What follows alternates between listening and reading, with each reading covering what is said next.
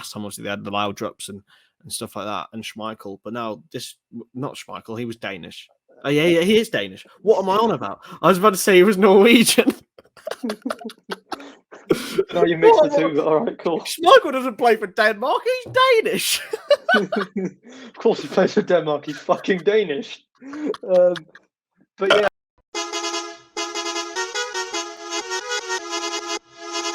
It's the park bus again. The handbrake is off. We missed last week because we're lazy bastards. Did we? Simple as. What did we we miss last week?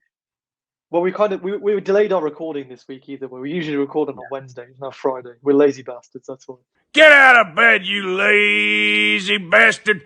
Anyhow, how are we doing, mate? How's life been this week? Life's been good, mate. I've invested myself in a whiteboard from Wilco that cost me £4. That's expensive for a whiteboard. No. Have you seen the size of this? It is a big one, to be fair. It is hench.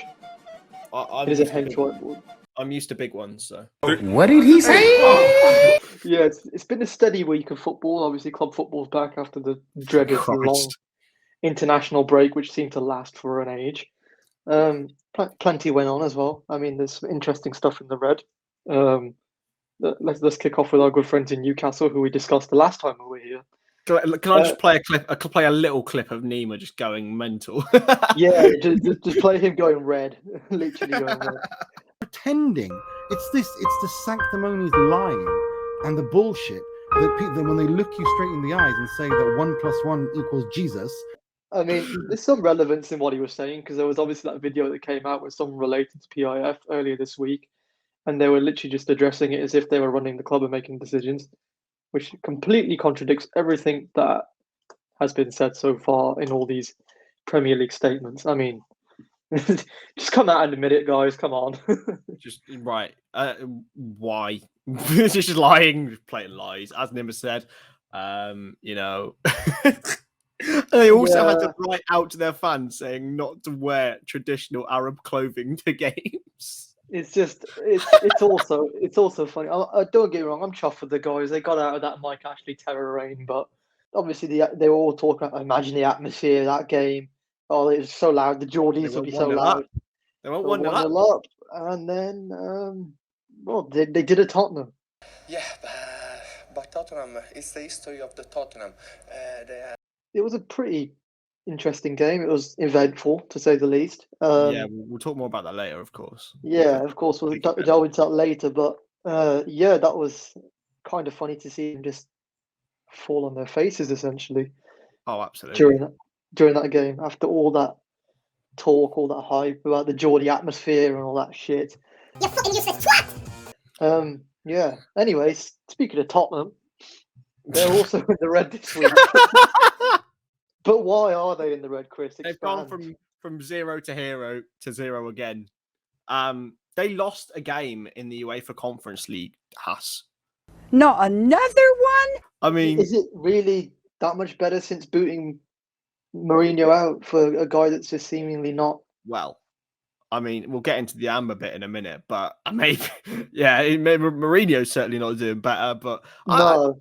I don't mind Nuno. Like, I think he's probably, at the moment, a better coach than Jose is. And I don't think that's a controversial statement anymore. Yeah, I can see where you're coming from, to be fair. They are actually I think they're only 4 points from the top, if I'm not mistaken. Which is balmy, considering they've been in such a really crappy run, or feels like they've been in such a crappy run. It feels like it. Let's just have a look.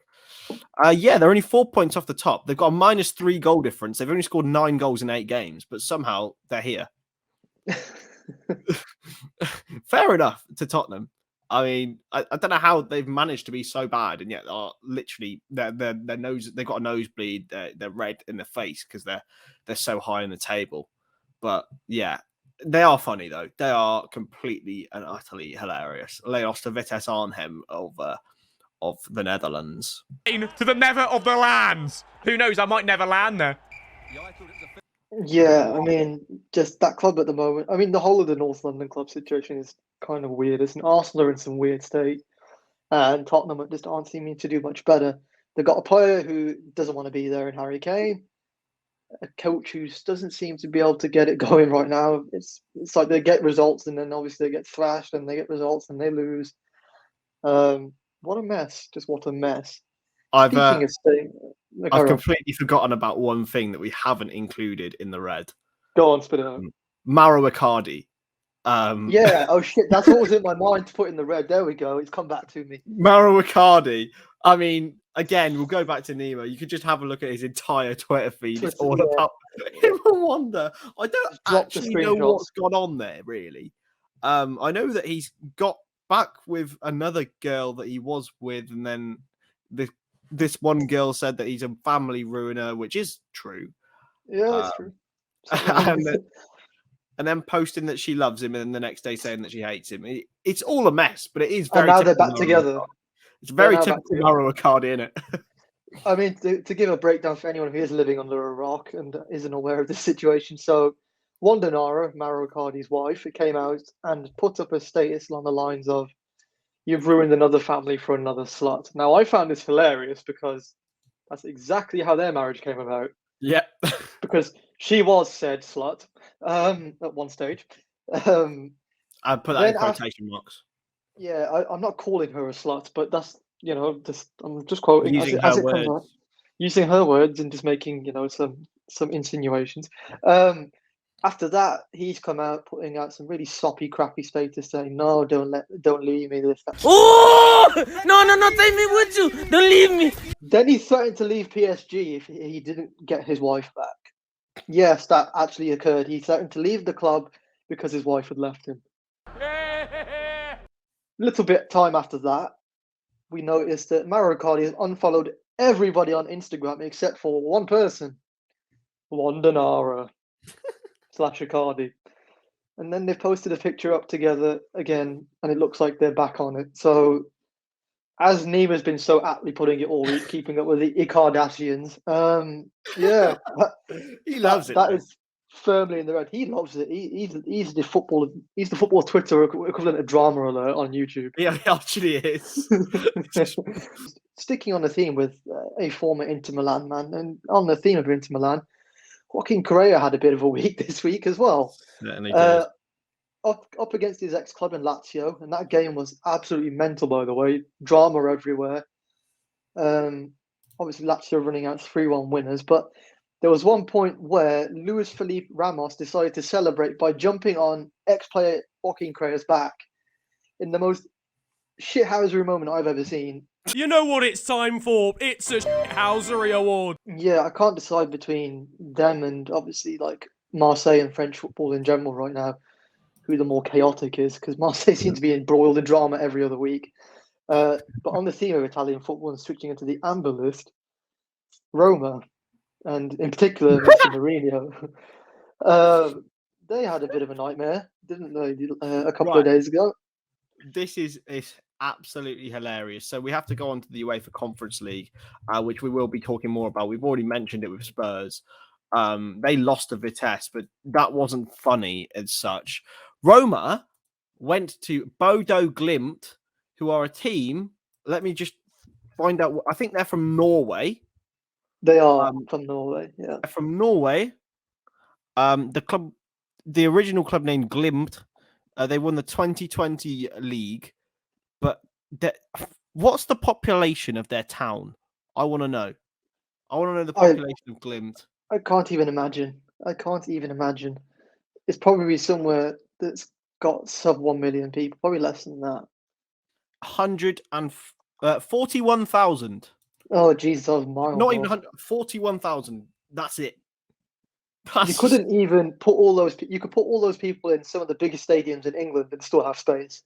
Put them all in Roma's stadium and fill it out nearly twice. Yeah, exactly. There you go. Exactly. That's balmy. Anyway, so 6-1 is what the result ended up being. 6-1. It's just a meme. It really is a meme. I mean, some of these teams in this conference league, and I mean no disrespect. There's a team called fucking Randers. There is a lot of Randers in this list, but Randers. There's a lot of Randers, but Randers is literally in the list. I mean, Sophia, the club where Alan Pardew is currently an advisor to that club, by the way. Is he? Pardiola. Advisor. There's a team called Lincoln Red Imps. from fucking Gibraltar, mate. I've got more people in like my street than in Gibraltar. Exactly. Flora. That's a fucking butter brand. But mate, Lurpak are playing as well, I heard. What's next? Are we going to get freaking Sonny D in here as well? Oh my god, there's a lot of just funny teams. HJK. What's HJK? That sounds like some sort of freaking code word for a medicine you get given from the pharmacy. Do you want to know their actual name? They're called Helsingin Jalkapallklubi. In the beginning. That's You the probably name. butchered that as well. I mean, there's a team here that has I mentioned say pre-recording. sorry to all Finnish people out there. Anorthosis. That sounds like some sort of disease. Have you got a severe case of anorthosis? Sounds like you've got like some STD or some shit. Exactly. I mean, it sounds like there's pus oozing out of that, man. Like, what's going on? But It's a mess. Bodo Glimt are actually top of their group. That's funny. Fair play to them. I mean, some of the teams at the top of this group, you know, Tel Aviv, okay, we know Tel Aviv. Bodo are top of theirs. Alkmaar fighting all. PAOK, Rennes, Basel. It's a lot of the usual suspects, but Jesus Christ. The teams who go out of the Europa League are top of the groups in this. So, we could have been seeing Manchester United in and around this at some stage, probably. oh man, that would be so funny. That would be hilarious. But yeah, whose idea was this? I mean, I think it's like great for these little teams.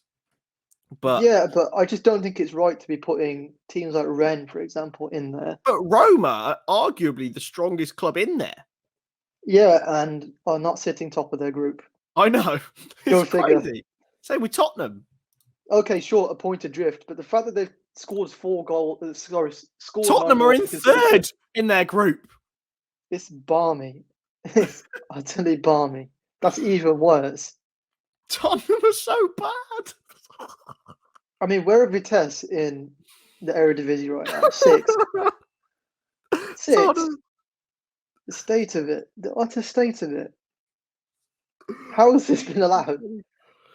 You're just so funny. Rennes are 7th in Liga 1, and you're telling me Tottenham can't top that group? Yeah, but mate, don't forget, Mura are 5th in the Slovenian league. I couldn't even tell you a name from of another team from the Slovenian There's only league. one that I know, and that's Maribor. Is that you actually know? I know that name because Madrid have played them in the Champions League a few times before, But and yeah, usually pumped them. That's mental. The fact that are Maribor still in the Champions League these days? I Where are don't think so. they? Are they even? Look, we beat them 7-0 at their place. I remember that because Mo Salah was insane. Didn't you draw them in the group stage? Yeah, it was with the year we got to that you beat us in the final. Oh yeah, that makes sense. We won't talk about that. I don't want to talk anymore about Kiev. Thank you. Oh no, wait, they're in the Europa League, but they lost on qualifying in the first round. Oh, Well, I misread that. No, sorry, they were in the Conference League qualifiers and they lost to Hammerby. Hammerby. Yeah, that. Aren't they the that's- team that Zlatan's got investments in? I believe so. Yeah, mental. Anyway, the Conference League's sick. I love it. I actually love it. It's so funny. It's funny because it's amusing, but it's terrible as an actual competition.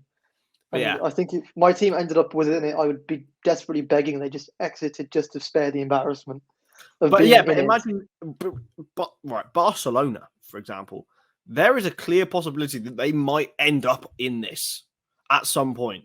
The way that It's they're going. possible, yeah. Right, Yeah, let's it's possible. let's all laugh at Barcelona. Because it's the regular segment. There is a genuine possibility that they could end up in this situation.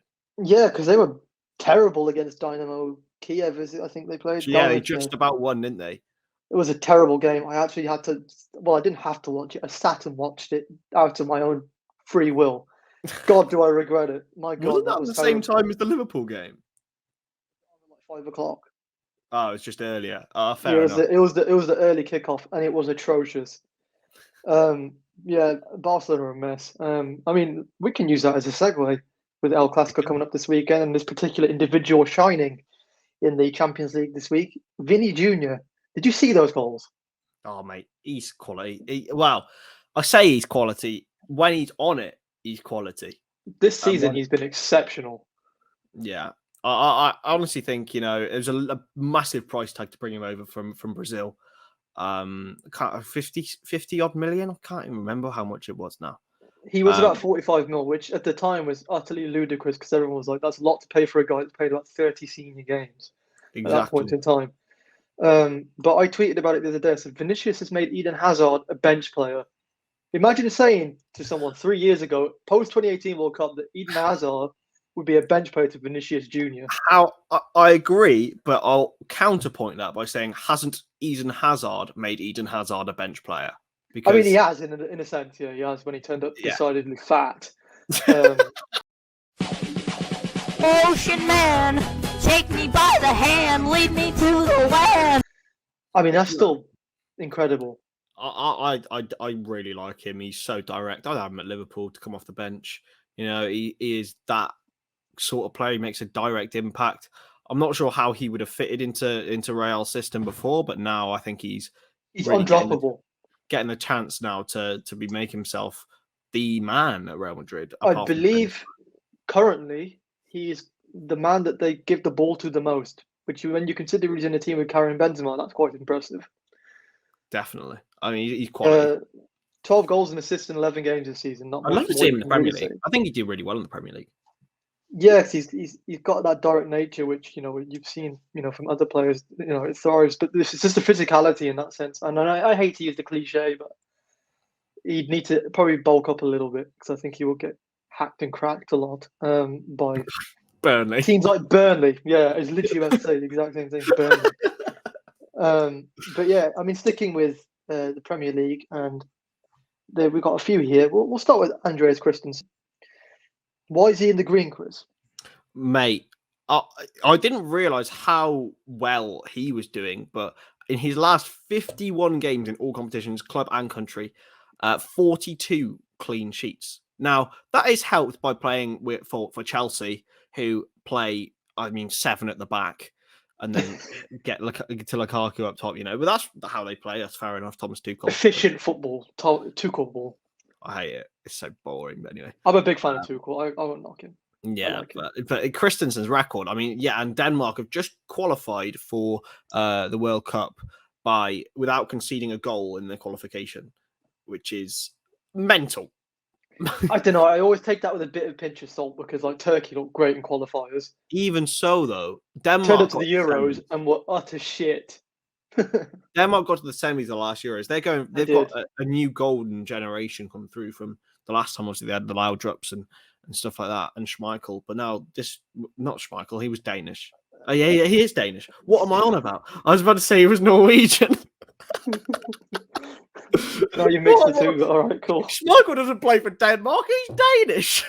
Of course, he plays for Denmark. He's fucking Danish. But yeah, they have got a very good team. They've got a very solid back line. Obviously, added with Christensen, Simon Kjær, and all those kind of guys. Yeah, the Ballon d'Or nominee. Yeah, controversially so in some ways, but just their team in general. They've still got a very good team, and obviously headlined by players like Mikkel Damsgaard, who looks like an utter baller. I still want to know where he's going to go next because I feel like he's got the potential to go really far, even if his hairline is a joke. You're not talk. Yours is going, mate. It's fine, mate. I've got a good hairline. It's solid. It's straight. Your dad's bold, mate. You're going bold. No, it's fine. My dad had curly hair. Mine's straight as a rule. I'm not taking genetics from that side. But yeah, and if that were to happen, I'm getting straight on the plane to Turkey and getting that hair pulled off my arse, which is particularly hairy, by the way. Fantastic. Speaking of Premier League players, Sergei Reguilon and Eric Dyer are also in the green. But why? Featured in everything. Tottenham all over the place. It's just all Tottenham this week. But these two making all the noise everywhere we go. For good reason, though. These two, fair enough. And we mentioned earlier the Newcastle game. Obviously, it was funny that they lost, really, because of all the hype. But the fact that a fan, I think, had a cardiac arrest in the stand, and it was pointed out. They were playing on. The Newcastle crowd did brilliantly to point it out, and then Eric Dyer and Sergio Reguilon as well. Yeah, Reguilon pointing it out to the steward and the ref, I believe, and I think Dyer was one that rushed the defibrillator over. Massive, massive kudos to those guys. Yeah. Because without them guys, doing what they did, who knows if that guy would have even survived. Shout out in a bad way to Martin Tyler, who said about Højbjerg that it might bring back bad memories. There's no need. There's just no need for that, is there? Like, why say that? Like, everyone knows it. Yeah, we didn't need the mention of that. It was as bad at as at the tournament when the camera guys were cutting to Eriksen's wife. It's on that level of distasteful. Just there's no need. It's got nothing to do with the situation. And then, I saw a lot of criticism of Sky talking to pundits, but then they got David Ginola on there, who's literally been through that. And there was some criticism on Twitter for it by some right-wing Tory MP, I think, saying that why are they talking to footballers about cardiac arrest when David Ginola literally had a cardiac arrest? So honestly, but it shows the importance of defibrillators. So I'm sure we'll leave a link to some defibrillation charities in the description. Yeah, absolutely. And the good thing is we know that the fan's stable now. He's recovering, so that's the important thing. So yeah, to Reguilon and Dyer and obviously all those who helped out as well, the stewards and stuff. Massive kudos for those guys, which is a nice 100%. Note to end on. A nice really note to end on. We shall park the bus now. Put up the handbrake. Avoid the parking tickets. True. Pay and display, and catch you guys on the next one. See you in a bit.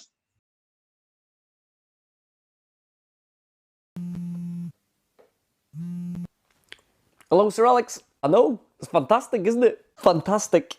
Fantastic. Fantastic. Fantastic. Fantastic. Oh, fantastic. Fantastic. Fantastic. Fantastic again. Fantastic. It's a fantastic player. Fantastic. Been a fantastic, absolutely fantastic. Fantastic.